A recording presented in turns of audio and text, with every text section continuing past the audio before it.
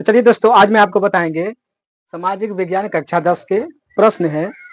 प्रति व्यक्ति आय क्या होता है? यानी प्रति व्यक्ति यानी पर्सनल, यानी जितना भी जैसे हम है, हमको पूरा देश में कितना आय है, ये आपको कभी भी एग्जाम में पूछ सकता है। नहीं पूछेगा तो कोई भी पूछ सकता है, चाहे किसी से भी पूछ भी सकते हैं जो प्रति व्यक्ति आय आपको कितना है। तो आपको ये निकालने के लिए, समझने के लिए आपको पहला नंबर ये समझना पड़ेगा पूरा वीडियो को, और लास्ट तक देखिएगा। वीडियो अच्छा लगेगा तो लाइक, सब्सक्राइब एंड शेयर भी कर सकते हैं। चलिए स्टार्ट करते हैं। देखिए, प्रति व्यक्ति आय क्या होता है? प्रति व्यक्ति का मतलब खुद का आय, मतलब हम 4 भाई है तो चारों का अलग अलग आय होना चाहिए, है कि ना? इसी को कहते हैं। तो प्रति मतलब खुद का पहले आय। तो प्रति व्यक्ति आय किसे कहते हैं? देखिए, प्रति व्यक्ति आय किसी देश के नागरिकों की औसत आय होता है। यानी पूरा देश में जितना भी नागरिक होता है ना, उसका औसत आय होता है। यानी मान चलिए पूरा देश में, मान चलिए अभी कितना है, 150, है कि ना, 150 करोड़ आदमी। तो उसका जितना होगा औसत आयु, उतना हमको भी होगा। पूरा देश के मिला के होता है, नागरिक का औसत निकाला जाता है। नागरिक का प्रति व्यक्ति औसत निकालना है। जैसे हम निकालेंगे मान लीजिए राष्ट्र का, है कि ना, जैसे हम खाली बिहार राज्य का निकालेंगे, है कि ना। तो बिहार का जितना इनकम होगा ना, उतना में जितना भी जनसंख्या होगा, मान लीजिए अपनी अपनी बिहार में कितना जनसंख्या है, मान लीजिए कोई दिक्कत नहीं है, मानने में क्या जाता है। मान लीजिए 15 करोड़ है, मान लेते हैं। अभी 15 करोड़ नहीं है, लेकिन इसको मानने में क्या जाता है, 15 करोड़ मान लीजिए। कहाँ है? बिहार में जनसंख्या। आज मान के लीजिए पूरा है, मान के लीजिए पूरा है, मान के लीजिए पूरा बिहार का इनकम पूरा है, आय मान लीजिए जो है 60 करोड़। 60 करोड़ मान लेते, ज्यादा नहीं मानते हैं, ऐसे तो ढेर का होगा।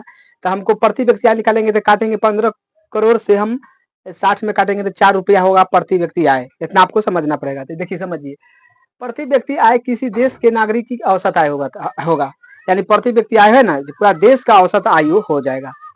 देखिए, किसी देश की कुल राष्ट्रीय आय में, यानी पूरा राष्ट्रीय आय, पूरा देश में राष्ट्रीय आय होगा ना, उसमें जनसंख्या से भाग देंगे ना, जनसंख्या से भाग देंगे, और जो भागफल बचेगा, जो उतरफ लगाइएगा, जैसे आपको समझते हैं। देखिए, ये समझिए, ये क्या हो गया, यहाँ पर राष्ट्रीय आय होगा। क्या होगा? राष्ट्रीय आय, यानी कुल राष्ट्रीय आय, है कि ना, कुल राष्ट्रीय आय। यहाँ पर कुल जनसंख्या है, जनसंख्या जितना होगा, जितना पर ये भाग देके बचेगा, ये जितना भागफल होगा, यहाँ पर जितना आएगा कट के वही आंसर कहलाएगा यहाँ पर वाला। समझिए, देखिए, प्रति व्यक्ति आय किसी देश के नागरिकों की औसत आय होता है। यानी प्रति व्यक्ति आय है ना, जो पूरा देश के औसत आय होता है। समझ आ गया? औसत नहीं समझ आता होगा तो समझिए, जैसा औसत आपको निकालना है तो कहेगा 2, 6, 8, इतना के औसत आयु निकालने कहेगा, है कि ना। तो इसको सबको जोड़िए, क्या गो अंक है सबको जोड़िएगा।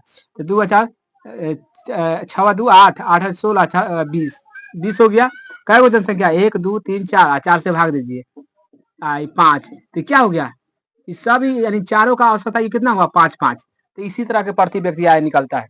तो देखिए, प्रति व्यक्ति आय किसी देश की नागरिक की औसत आयु होता है। पूरा देश में जितना भी नागरिक है उसका औसत आयु होता है। किसी देश की कुल राष्ट्रीय आय में, किसी भी देश, जैसे भारत देश है, उसका कुल जितना भी इनकम हुआ होगा, मान चलिए उसमें कुल जनसंख्या से भाग देंगे ना। मान चलिए भारत सरकार के अभी से भाग देंगे, है कि ना, भाग देंगे, इसे ही कट गया, इसे ही कट गया, ऐसे ही कट गया। 1 2 3 4 5 6 7, 7 को जीरो से 7, 1 2 3 4 5 6 7, ये पूरा कट गया। ये 15 15 छक्का 90, यानी प्रति व्यक्ति आय निकला। प्रति व्यक्ति आय हमको कितना हो गया? प्रति व्यक्ति आय कितना हो गया? 6, यानी 6 रुपया ही बचा। तो इस तरह के, अब इतना नहीं है, अभी ढेर का होगा, देखा ट्रिलियन पैसा में, ट्रिलियन में होगा, मतलब समझाने के लिए आपको हम बताए हैं। इतना आपको समझ आ गया। 150 करोड़, मान लीजिए 90 करोड़, 90 करोड़ मान लीजिए आती है पैसा। इसमें हम 150 करोड़ से भाग देंगे, और जितना निकल के आएगा उसी को प्रति व्यक्ति आय हम कहते हैं। समझ आ गया होगा?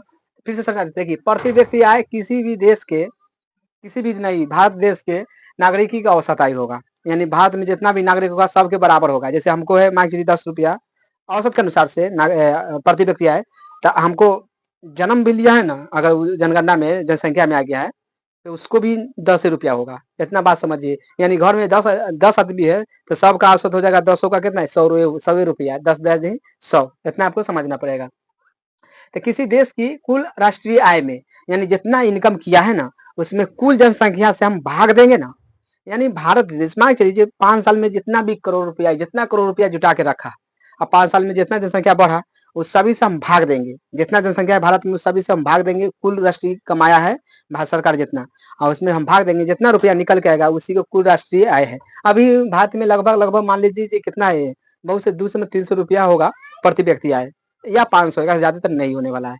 तो इतना आपको समझ आ गया होगा। तो आपको कोई भी निकाले कहेगा प्रति व्यक्ति आय क्या है, तो आपको इतने कहिएगा भारत की कुल राष्ट्रीय आय, मतलब भारत सरकार की जितना भी राष्ट्रीय आय होगा ना, उसमें हम पूरा जनसंख्या से भाग देंगे, और जो आएगा शेष उसी को हम क्या कहेंगे, जो भागफल आएगा क्या आएगा, जो भागफल आएगा उसी को क्या कहेंगे, प्रति व्यक्ति आय। समझ आ गया होगा। तो वीडियो को लाइक, सब्सक्राइब एंड शेयर